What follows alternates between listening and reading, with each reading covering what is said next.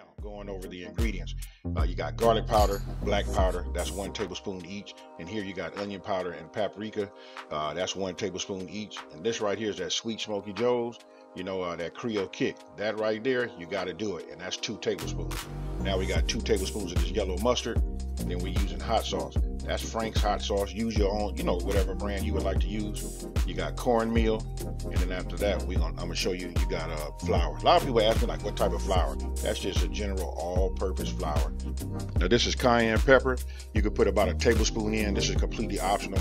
Right here we got 2 eggs, and then listen, we're gonna beat those anyway. And then here I'm using a Ziploc bag. You know what? Wanted to use an old school bag, but old school bag only works good when you do the dry ingredients, you know, for your outside crust. All right, here, there's your star, folks. That right there is your catfish. Nice big fillets.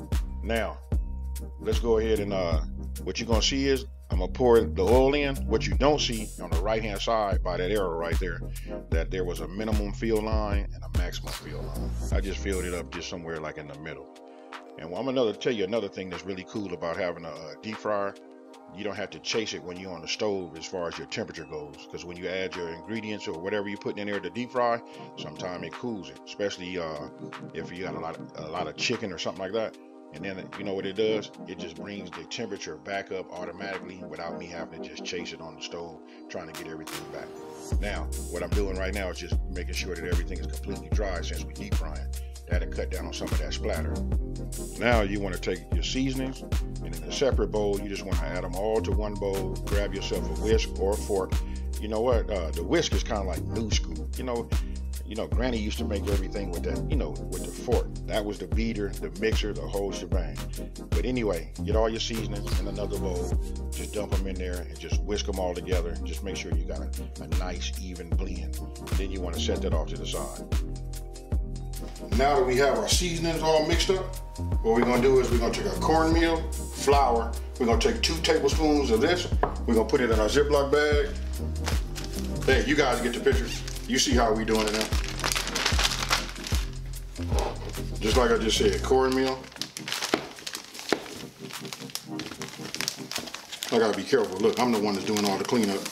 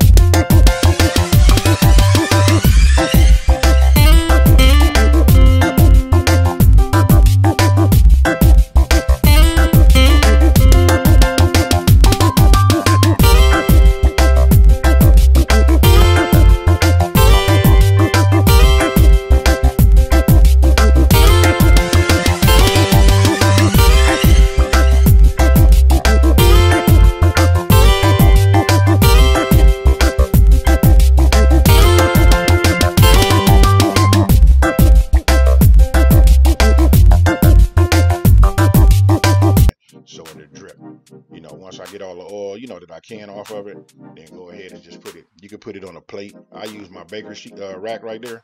You know, when I put a paper towel underneath it, but you can use a plate with a paper towel. That'll work just fine. And these 3 strips you see right here, that's what it look like when you do the shake and bake.